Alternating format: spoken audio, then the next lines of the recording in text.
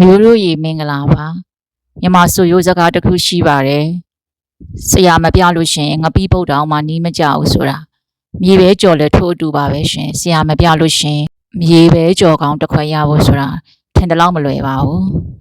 မြေပဲကြော်တော့မယ်ဆိုလို့ရှင်အရင်ဆုံးစီပူလာတဲ့အခါမှာကျမတို့ကမြေပဲလေးတွေကိုထည့်ကြော်မယ်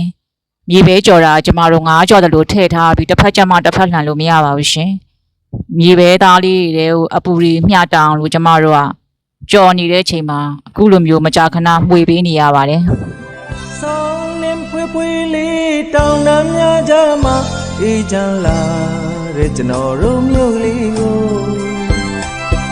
အလဲတစ်ခေါက်ရောက်လာပါလားလို့ဟန်ဆောင်မှုကင်းတဲ့စေရနာရင်မတကယ်ရင်နေတဲ့တို့ရှာမြေ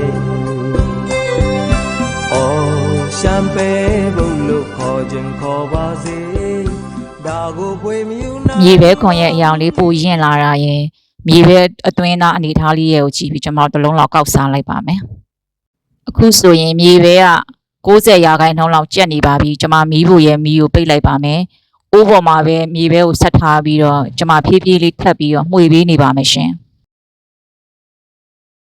အိုးအပူရဲ့အရှိန်ရဲ့မြေပဲအတွင်းသားထဲမှာရောက်နေတဲ့အပူရဲ့အရှိန်ရဲ့ကြောင့်ကျွန်မအခုလိုဖြည်းဖြည်းချင်းမှွေနေရင်းနဲ့မြေပဲကတဖြည်းဖြည်းအေးလာပြီးတော့အတွင်းသား100%ထိကျက်သွားပါပြီ